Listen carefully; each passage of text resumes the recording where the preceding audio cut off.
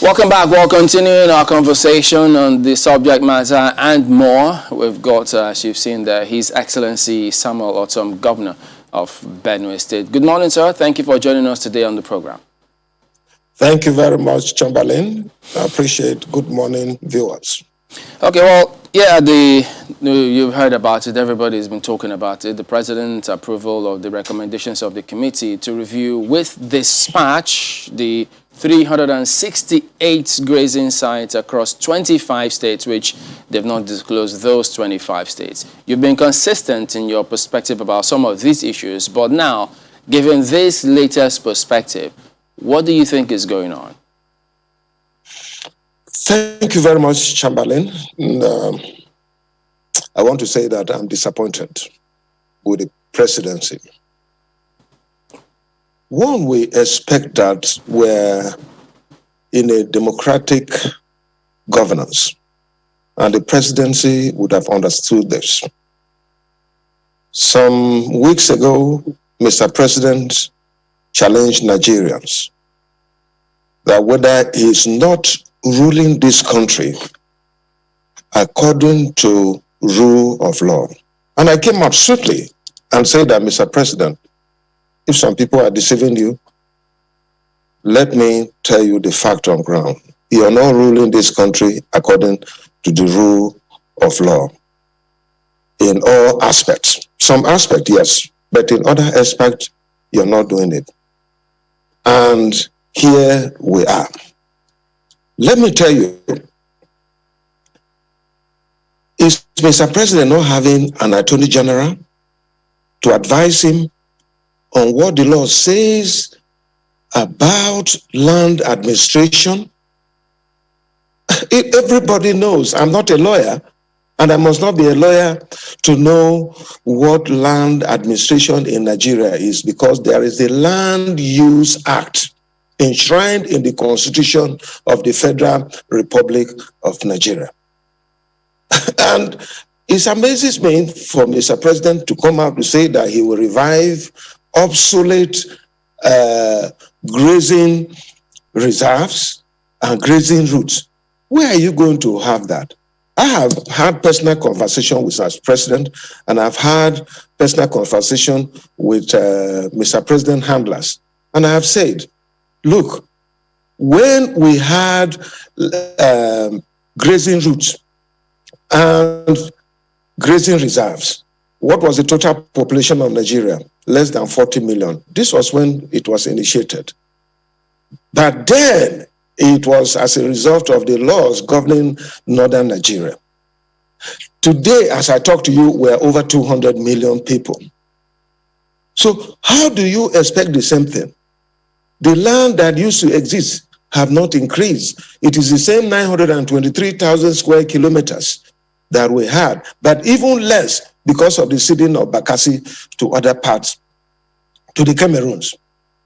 Now, you are talking about in 2021, you're saying that open grazing should supersede every other activities of government, whether it is schools, settlements of our people, roads construction, and other markets and other activities of human beings. Then I begin to wonder, how are we going to achieve this? So if Mr. President respects the law, the Land Use Act gives the governors the power to preside over land administration on behalf of the people that they govern. And so that is where we are. It's amazing, and I'm surprised to hear this coming from Mr. President, as if he doesn't have an Attorney General, as if he doesn't have lawyers around him to advise him. I think Mr. President was misquoted, or he did it out of error, and he should come out and apologize to Nigerians, because there is no basis whatsoever for this to be going on when we know we have a constitution and the laws that are available. The point is very simple. We have National Economic Council. This is Mr. President's council, inaugurated by him and chaired by the Vice President of the Federal Republic of Nigeria. The 36 governors and some key ministers, including Minister of Federal Capital Territory, are members of this council. We saw this coming, and we sat down and said, how can we resolve this? The entire council came out with a resolution, and let us establish a committee that will go around and assess the situation and come back with recommendations that will help curb these problems that we have in Nigeria today. The committee did this work. They came to Benue State. All the stakeholders were invited and they participated. And it was resolved at the end of the day, after visiting several states, that ranching should be adopted. But where states that have enough land to do open grazing, they should do it. If they want ruga, they should do it. If they want cattle colony, they should do it. If they want open grazing, whatever they want, they should do it. But state by state case should be respected based on their peculiarities. And this is what we came out with. And the policy was adopted by National Economic Council. But Mr. President chose not to implement the resolution of this council. But rather, you hear about ruga, you hear about cattle colony, you hear about open grazing and all that. And if today in Nigeria, the whole country, whether south and north, majority of the states in the north, not all, have accepted that ranching should be adopted because of the challenge we have in security and all that. Because if you like it or not, today banditry, kidnappings, armed robbery, and so on is associated with open grazing. And the entire state, majority of it, which it means democracy, it must not be everybody. We have accepted that ranching should be adopted as a model to help curb insecurity, to help curb the problem of farmers and herders and all that. And if Mr. President, with all the array of very responsible people around him, will not advise him, and he will come out with a statement that he is reviving open grazing and also reviving cattle routes and grazing areas. Then it amazes me. I'm surprised. Are we in a banana republic? Yeah, but Your Excellency, let me just follow up on something in your opening remarks when you said you had spoken with the president and on a separate occasion, his handlers on a separate occasion. So what was his response when you spoke to him about this? His response, Mr. President has a set mind. Let me tell you, I have spoken to him personally. And his outing publicly also confirms what he told me. Mr. President believes that for peace to reign in Nigeria, there must be open grazing. There must be provision for cattle routes. There must be provision for grazing areas. And according to him, Mr. President feels that those grazing areas that were enacted, especially in the northern states, and cattle routes, those who have encroached on it, because I raised it with him, and he insisted that those who have encroached on it should be relocated. And that was why I told him that, look, we are no longer in the 50s. We're no longer in the 60s because the population have overgrown the land what we have. Land is not increasing, but today we have over 200 million people compared to the less than 40 million we had in the 1950s. So there is no way we can talk about open grazing. In my state, for instance, there is no land for open grazing, but there is land for ranching. And this is the global best practice. If we accept this problem will be over. And that is why most of my colleagues, in fact, the entire of my colleagues, irrespective of their party affiliation from the South, accepted that, look, the way to go, it is ranching. Most of the states in the North have also accepted that, look, the way to go, it is ranching. And I have recommended to Mr. President and his handlers that, look, just like we subsidize agriculture, and provide subsidy for fertilizer and all that, we can do the same thing for herdsmen because ranching, it can be a little bit expensive compelled to open grazing. So we can actually help our herders by ensuring that we have subsidy in terms of water we provide, because their capital takes a lot of water, in terms of fees that we provide. And we can devise several other ways. And I can assure you, I'm a farmer, and I know the challenges that we're talking about. I have a ranch, and I know the problems accompanying this. But at the same time, I know the potentials that we have. This is another way that we can provide millions of opportunities, millions of jobs, and also empower our people who, for now, when they cultivate rice and harvest the straw or soya beans, when they harvest the straw and all that is wasted and it is burnt. This can be turned into feeds. That is what I use in my ranch. And I've been saying that we can do all this. But Mr. President doesn't believe that. So I was not too surprised, but I was disappointed that after the entire country is talking about ranching. You have heard what Raji said, and many other responsible Nigerians who want this to be solved. But because I think Mr. President is pushing me to think that what they say about him, that he has a hidden agenda in this country, it is true, because it is very clear that he wants to Fulanize. But he is not the first person who was Fulani president. Shagari was Fulani president. Yaradua was Fulani president. They were the best president in the history. But President Buhari is the worst president when it comes to issues of security and keeping his promises. Go back and check in 2015. What did he say?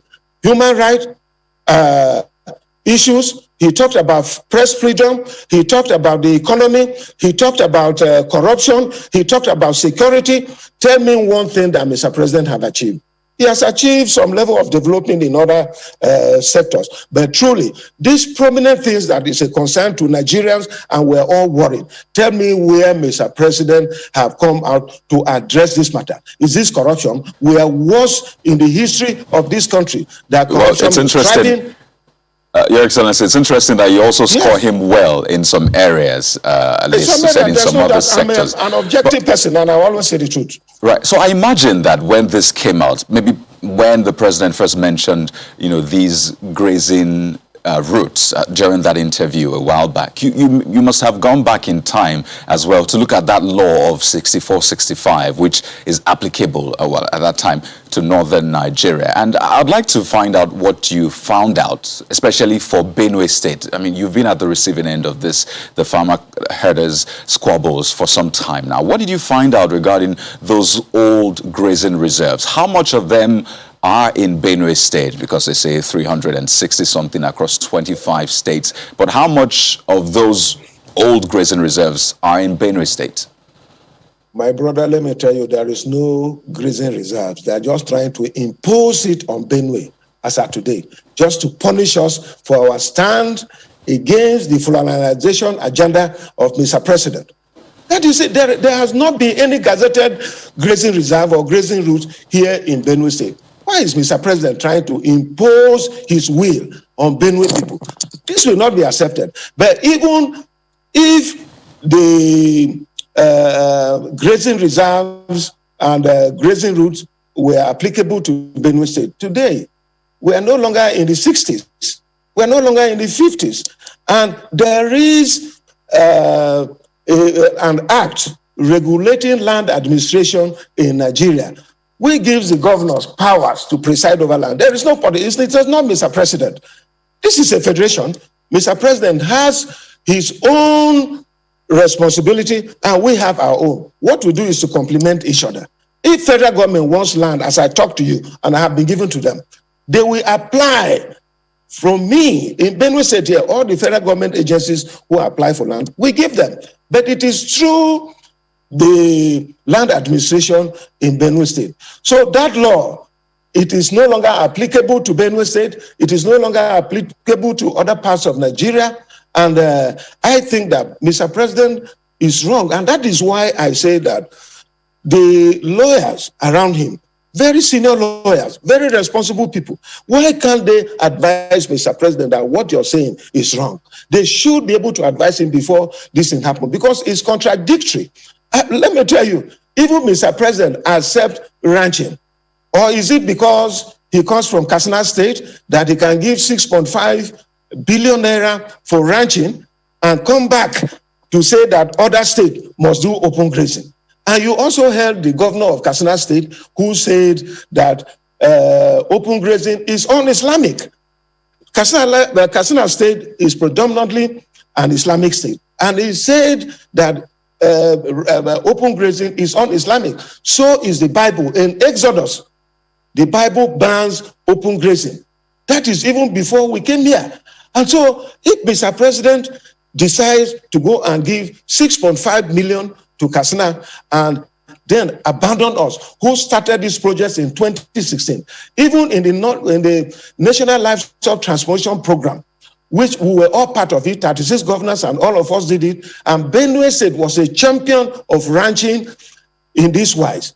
Mr. President have not cared to even put Benue on the map of the 7 pilot states that are designated to be do ranching in Nigeria. So you begin to look at this level of injustice, unfairness, and inequity against us. Is it because we have stood against his Fulanization agenda?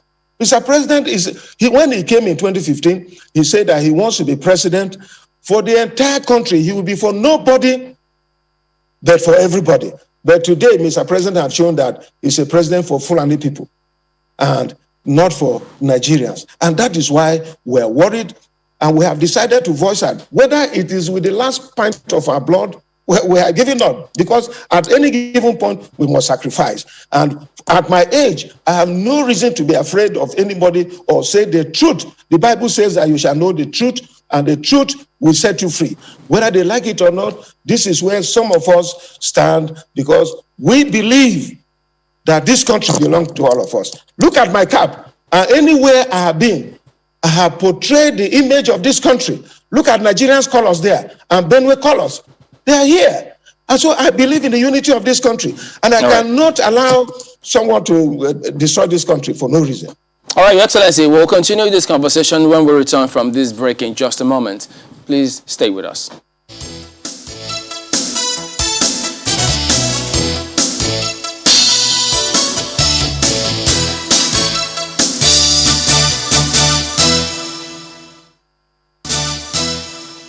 Welcome back to Sunrise Daily. We are with His Excellency Samuel Ortom, Governor of Benue State. Well, when you spoke about the funds allocated to Katsina State for ranching, are you asking that the same thing be done to Benue and other states who would like to have it? Thank you very much. Whatever is good for the goods is good for the gender.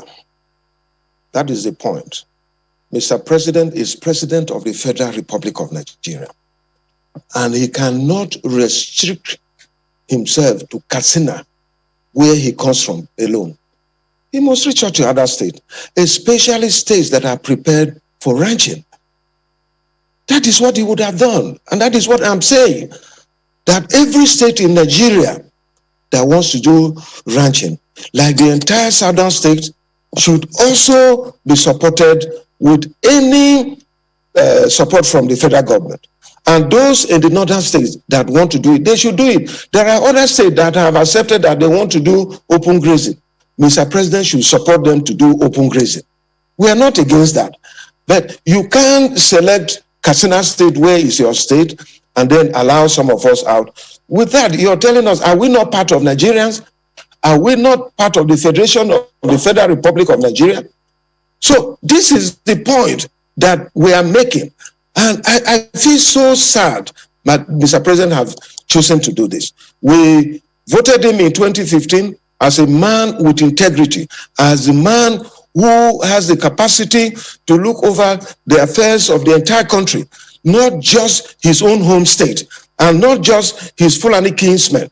There are no doubt, there are good Fulani men in this country. It will be a logical fallacy for me to say that all Fulani men are bad in this country. There are very responsible, like I've said, Shagari was a Fulani man, Yaradua was a Fulani man, but look at what they did. But Nigeria have never been divided in this manner. All that you hear Mr. President say is that what Jonathan did in 2015 and so on. And that was why the people of this country changed Jonathan and changed the PDP and gave APC mandate to fix Nigeria. But look, you heard what the former CBM governor and also former emir of Kano, you heard what he said. Nigeria in these 6 years have been taken back 20 years back. So we are back. We're not progressing. We have retrograded back 20 years as far as we're concerned in this country. And that is where we are. And it's amazing me for those who keep quiet. I want to let them know that the day of reckoning is coming when nobody will have a place to run. It is our right, it is our duty to call Mr. President to order that where he's taking this country is not correct. And that is why I commended him when he sought from Nigerians that, look, is he now governing the country well? Is he not governing the country according to the rules of the law? Is he not governing the country based on the Constitution of the Federal Republic of Nigeria? I came out the following day and swiftly told him that, Mr. President, if anybody tells you that you're governing the country according to the Constitution of the Federal Republic of Nigeria, they are telling you lies. They are just sycophants and mediocres trying to make from you. Otherwise, look at the Federal Character Commission. Are we saying that the appointments at the federal level, is it what represents federal character in this country? Is it not nepotism that is going on? Look at everything. And Mr. President seems to keep a blind eye, and people keep quiet. They don't want to say it. But for some of us, we have given ourselves that whatever happens, for speaking the truth, let it come. I'm not just a Christian. I'm a born-again Christian. And we believe in the Bible. We believe that other religions should also live. That is why you have not had any religious crisis here in Benue State. Because whether you want to be a Christian, you want to be an Islamic scholar, or you want to practice Islam, you want to practice paganism, you want to practice native religion, you're free to do that. But others are free to do that. But where people are just trying to coerce us, look at the attacks. As I talk to you, how can I be a happy man when I have over 1.5 million IDPs every day crying, staying in the rain? What have Mr. President done as the president of this country? I feel pain, and I feel so sad that we're really disappointed here in Benue State, and all that they do is to insult me when I say the truth and try to advise Mr. President. They stop me from even visiting Mr. President. That they provide funds for other states to solve their basic problems. I came here in Benue State. I had arrears of over 70 billion, and I told Mr. President, I wrote to him, 28 billion was allocated as bailout funds, which we are still paying.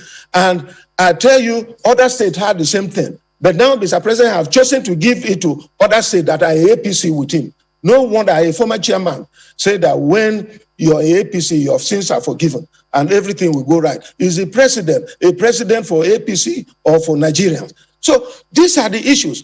Well, and Governor, quite a lot of them you have raised indeed. And, you know, it's quite important, especially when you talk about that religious freedom. And I think that's the way to go clearly, especially because we've seen what this can do. But it's like we've been here before, really, because you talked about we've gone back 20 years. And I recall that time as well, there was the first National Livestock Development Project, the FNLD, now it's NLTP.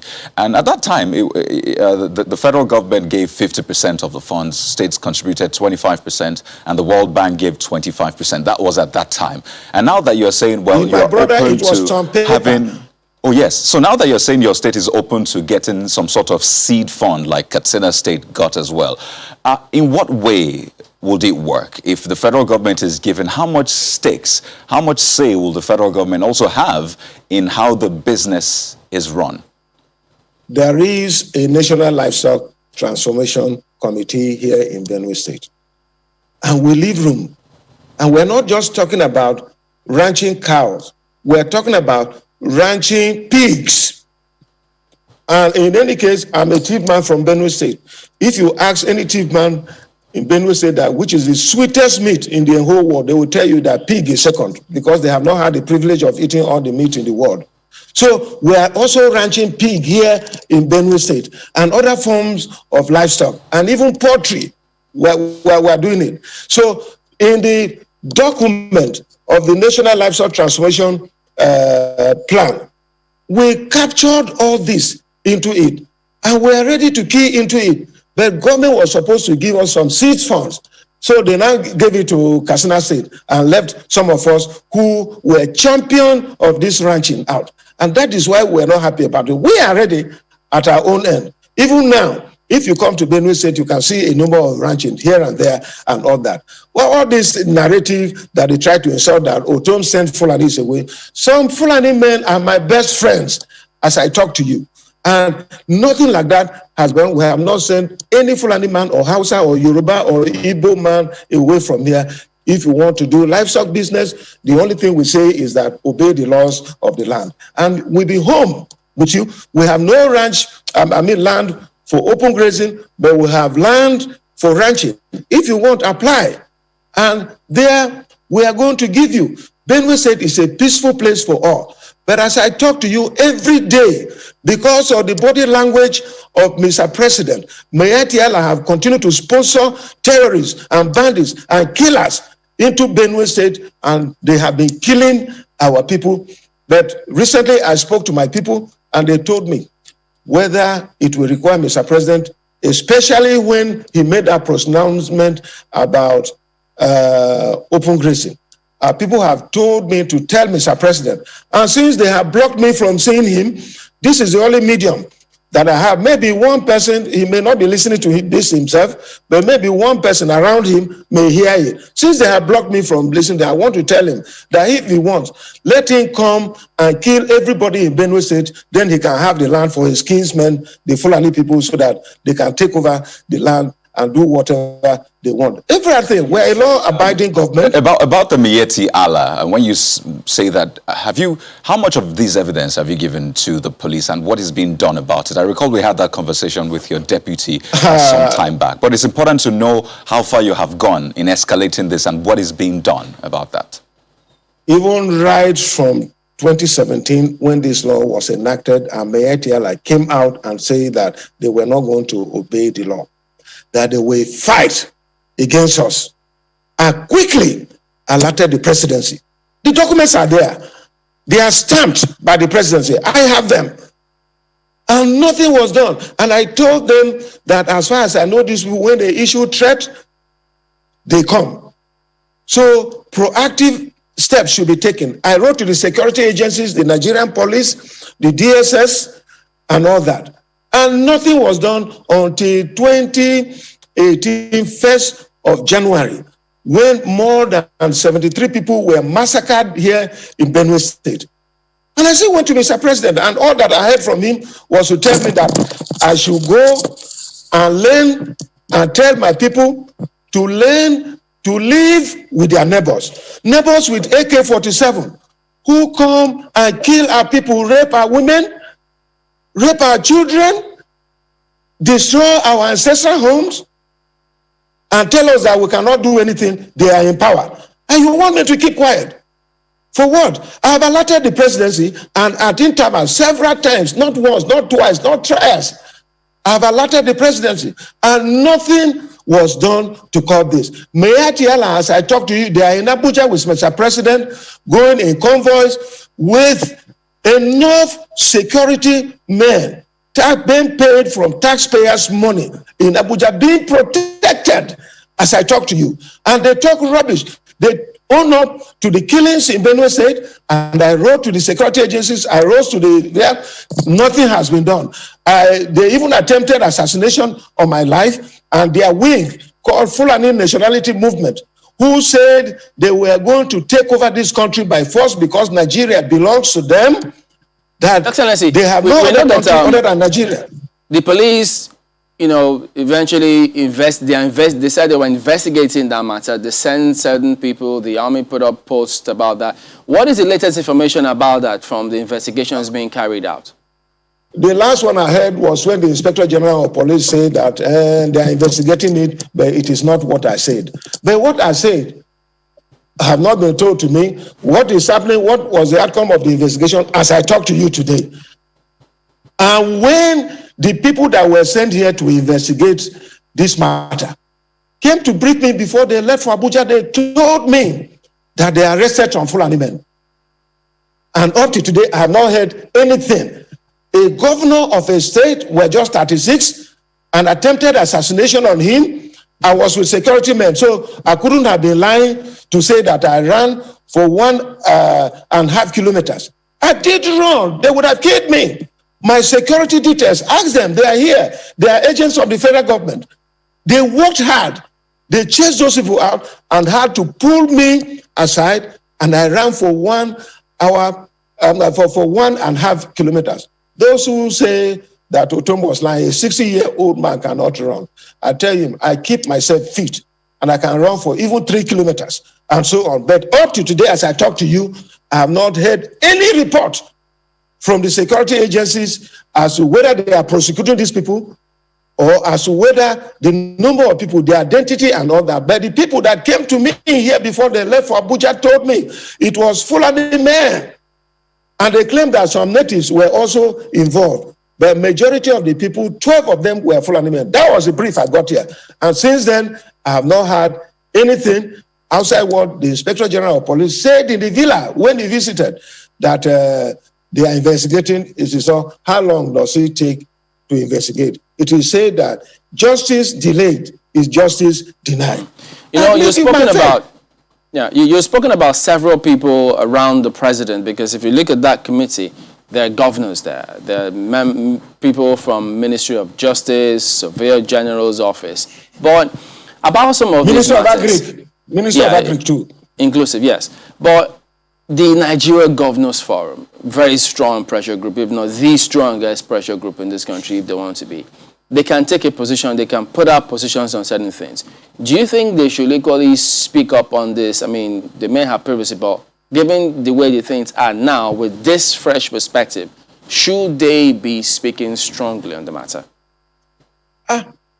I tell you the truth, the Nigerian Governors Forum, I have made my position known to the Governors Forum, but I'm just one governor out of 36. And I think for the virtue of the fact that the southern governors, out of the 17 governors in the south, it includes our own chairman. He was there when a resolution was made and reached out to the entire nation by the chairman, the governor of Edo State. They resolved that this is what should happen. But instead of getting commendation, you can imagine the castigation that was meted out to the governor of Edo State and the southern governors. And where our Attorney General, I think that he was misquoted, but he would have denied it. I like giving people opportunity to own things for themselves. He said that what the southern governors did was as good that the northern governors should also meet and say that there shouldn't be sale of spare parts in the north. What relationship have this thing we're discussing with the matter of spare parts? That I don't know. So I think the position is known. And as I said, most of the governors in the north have spoken. But I think that the challenge we have here is that most people are afraid to confront this matter because of the fear of EFCC and so on. So they are afraid to come. But I tell you, what corruption are they fighting? Let me say, I've always said that if they want, they can come here in Benue State and do whatever they want. But posterity will judge them. But I think that this is the problem that is happening. Most people are afraid when you speak the truth as it is, EFCC will come after you. Even the young man who is the AFC chairman, I believe he has the zeal when he came in and all the things that they say he wants to work. But he's being frustrated as I talk to you today, you know.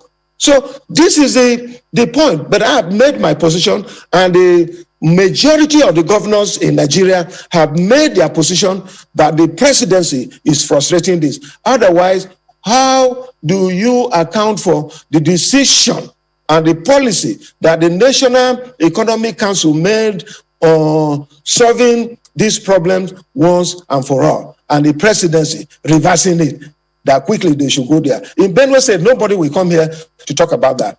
Except you can kill me or you can do whatever you want with me. I don't care. But as long as I have the mandate of my people, I still remain committed to working with them. And I want to say this to the presidency, that they will not remain there forever. Goodluck was not there forever. Obasanjo was not there forever. Abacha was not there forever. One day, when God decides, they will see the result of it. But this kind of deceit and lies and frustration that we're getting from this kind of government should not be accepted. This is not right. And I think that Nigerians, we own this country as a people. They should rise up and speak. This thing, they are protecting themselves. I borrow words from my friend Dillon Malai. If you talk, you die. If you don't talk, you also die. So why should we keep quiet? Just speak the truth and let it be known and let it be on record. If I die today, let it be on record that I believe in a cause, I fought for it, and I stand for it, and there I remain. And because I love our country, Nigeria. Well, Your Excellency, you were accused of arming forest guards against the law, and then they said you wanted to use them as private concern. Different perspectives have come forward, have been put out there about what you're doing with the private guards. Could you tell us what is going on? Are you arming them at the moment? Thank you very much for asking me to clarify this matter. This is one of the narratives that the presidency will set out to blackmail me. Ask anybody in Benue State, since my assumption of office in 2015, whether I have a single talk less of arming private guards. That has never happened. Even Mr. President, in one of our meetings, he accused me for arming 6,000 militia in 2016. Where are the militia? Have any security man apprehended any of my militia? Just like they did to Eastern Security Network and did to Igboho. And that is what we keep saying. If you did that to Igboho and did that to Kanu and did that to Eastern Security Network, why can't you do it to Fulani herdsmen? Yesterday, I was listening in this medium, and I was told that 15 of our kidnapped children in Kaduna were released, remaining 68. Can you imagine, for months? Take it, Chamberlain. If this was one of your own son or daughter, well, and I'm sure the way these people behave, they have raped those girls, small girls that were coming out of school. This is the pace we have. So they leave the main thing and begin to chase shadows. Where is one militia owned by Ortom that have been arrested? The livestock guard are a creation of the law of Benue State prohibiting open grazing. And they have a dual responsibility to protect herders. If you ranch your cattle here and anybody comes to Russell, the person will be arrested by this livestock guard and in collaboration with the security agencies, and the person will be prosecuted. And if you bring open grazing in Benue State, you'll be arrested and prosecuted. And that is what we're doing. We believe in the rule of law. I don't believe in lawlessness. I believe in the rule of law. So there is no single militia group that is sponsored by me. Even talks in the state, they used to exist. Even when you go to build a house, they will come after you. Come to Benue State now. Anything you want to do here, develop, nothing will happen to you. So it is a lie from the presidency to try to change the narrative and to turn away the actual thing that is happening away from the people. Why do they accuse you and some politicians in Benue of associating with Ghana, as it were? Ghana, when I came in 2015, I made it public. It was in the State Security Council that we decided to grant amnesty to Ghana. And that was granted. He returned some weapons. And several of them, him alone, returned over 78 rifles. Ghana alone, and several other criminals brought weapons. We accepted this and supported them. I even provided means of livelihood to him and his cause. This was going on. But very soon we discovered that he was using the opportunity we granted to him and committing crimes. So we revoked the amnesty that we granted to him. What else will I have done? When I came in, I said that we're going to use stick and carrot approach. The carrot approach was to grant amnesty, which was approved by my Benue State Security Council. And this we carried out. But as soon as we discovered that he was going contrary to the provisions of the amnesty we granted to him, we decided to revoke it. And then he went into hiding. And I gave active support. Asked the Abakari group, asked the DSS group, asked the army, asked all the security agencies, the civil defense and all that. I actively supported them to apprehend Ghana, you know. And that was what was going on. I never played around with him. I don't condone. I told you I'm a born-again Christian. And I know that even the things that I do, if I cannot account to the people that I represent, God will also ask me one day, Ortom, what did he do? So it is not about the people, but it is about my faith before God Almighty on my last day and on the judgment seat that I do. So I have no single talk. I have no single militia. You can come and ask them. In 2015, no militia, no talk made me governor. In 2019, no militia, no talk, but the people of Benue State. So I work with them, and periodically I have stakeholders meeting with them, like I'm going to have another one on Monday on the privatization matter that so many people are using to blackmail me and so on. And we'll discuss a number of issues, including security matters that concerns us, because I remain a democratically elected governor of Benue State, and I listen to what my people want, and I work with them. So it is cheap blackmail from the presidency to divert attention so that they can do their jihadist and foreignization agenda of this country. I want please squeeze this in. Your Excellency, if you could just squeeze this in as we wind down in about a minute. Recall the judgment about the collection of VAT, saying that states are entitled to collect VAT and not the FIRS. We've seen Rivers State especially following suit by signing into law a bill that says, well, they are entitled to collect that. What is your state doing regarding that? Because I know that revenue generation is a big deal for states now. Thank you very much. I think that I'm someone who believes in the rule of law and due process. Whatever the court says, we'll work with it. Whatever, if we're not satisfied, we can also go to court. We have the liberty to go to court, but we must respect the laws of the land. Anything that will make us not respect and obey the laws of our land, we are heading to lawlessness. And when there is lawlessness, there will be anarchy. So I have no issue with that. I understand that the Federal Inland Revenue have launched an appeal. If at the end that comes, but as for now, my Benue State Executive Council is looking at the implication and what we need to do as far as we're concerned. But I tell you, the ultimate will be that we respect the laws of our land. All right, then we do thank you very much indeed for talking to us today, His Excellency Samuel Ortom, Governor of Benue State. Thank you very much.